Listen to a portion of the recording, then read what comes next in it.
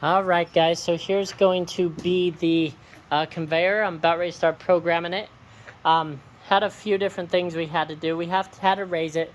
Right now, off the table, it's about 5.5 inches, and it basically is they just fall to that box down there. If you want these to fall off the table or onto like the table, if I scoot this back and they, fall down there onto the table itself, I need to basically raise this up to maybe 7 or 8 inches. So let me know if that's okay. Maybe 7 inches will probably be good.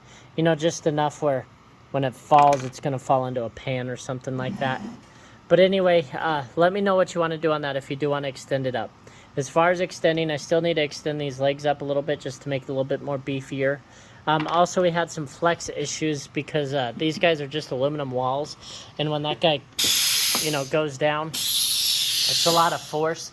So we did kind of beef this up a little bit. We put another den rail all the way across, or 80-30, 80-20.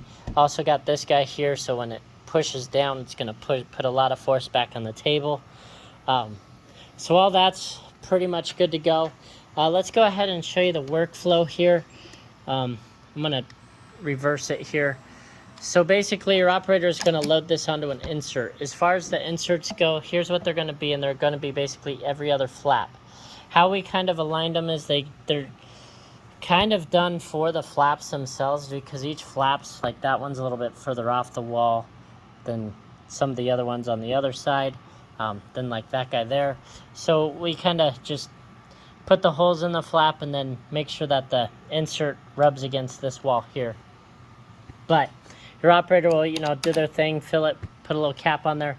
They'll either hit a foot pedal or a switch. Let me know which way you want to go on there. Then what it's going to do is activate the conveyor. Oops, got to go in the wrong way. They'll hit a switch. It'll activate this guy and stop it under the capper. Then it's going to go ahead and cap it down.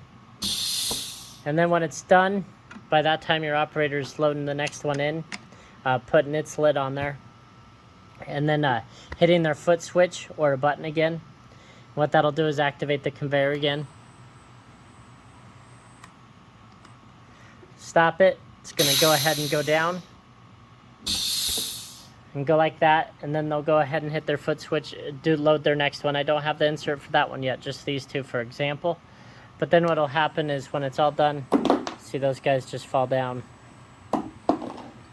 into that box. So that's basically what I have so far. Let me know if you do want it to eject onto the table itself. I will kind of just have to raise everything up. But at least we got a good design now that's working real good. The other thing we did is we did have to make those kind of small. Any bigger and they kind of hang real low. And what happens, especially here on this edge, I'll show you on the next one, they were hitting the back side of the table. So we had to kind of raise everything up anyway. You'll kind of see that here. See how they kind of flap down when it turns. So I don't know. There's just some little stuff we had to figure out, but everything seems to be running just fine now. As far as speed of the conveyor, that'll always be changeable right here. You could just move this dial up and back, and you can see it's going to go faster. And it stops pretty much on the dime, so the sensor will be real good at controlling that versus me. The sensor will mount right here. But anyway, hopefully this works for you guys and this is what you were envisioning. Let me know. Thanks.